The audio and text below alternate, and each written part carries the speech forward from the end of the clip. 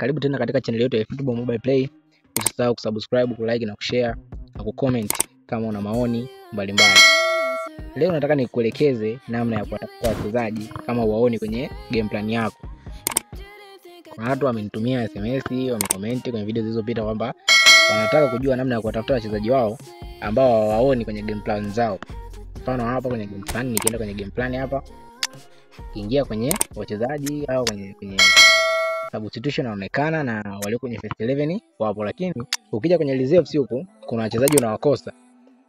Mfano hapa mimi na madani midfielder na center midfielder, nina ma right back, lakini ma left back siwaoni. Left back simuoni, sioni ma center forward siwaoni, ma second strikers siwaoni, ma attacking midfielder siwaoni. Kwa hiyo nitawezaje kuwaona? Ndio hilo swali ambalo lilikuwa limeulizwa na watu wengi. Mmoja wao alikuwa ni James ambaye anafanya nitengeneze hii niwaletee kwenye video. Kwa hiyo tunaenda moja kwa moja kwenye game plan. Kisha kwenye game plan tunaachana na wachezaji wanaokuwa kwenye substitution hapa, kwenye hiki kijezi chenye mfuko tunawaacha, na hapa haiwezekani hao ndio wanakuwa hapo tayari kwenye kikosi. Lakini kuna wachezaji wengine wanakuwa hapa kwenye reserve hapa kwenye hiki kijezi ambacho hakina hata mfuko wala kimesaidia kwenye hiyo mikono. Tunaingia hapo. Hapa bwana kuna wachezaji ambao unaweza ukao hawaonekani, ukao uliwafanyia namna fulani. Kwa hapa tutaonaje sasa?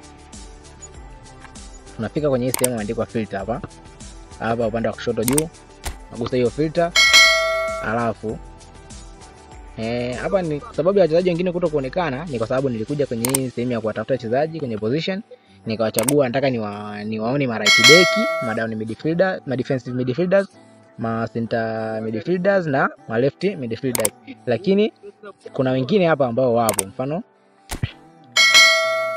hawapo hapo, ma center forward hawapo, ma left winger hawapo, right winger hawapo.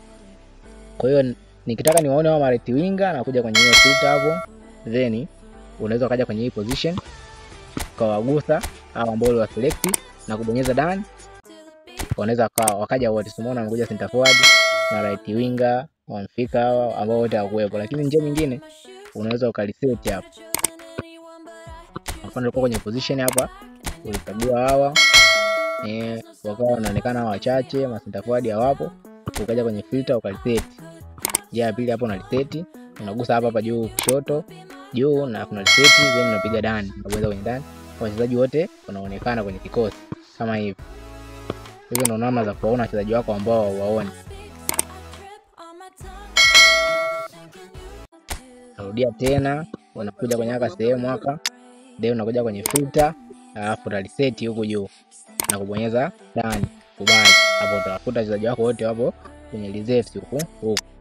Kwa hiyo unaweza kuwachukua na kuwaleta huko kwenye kuwaleta kwenye game plan yako.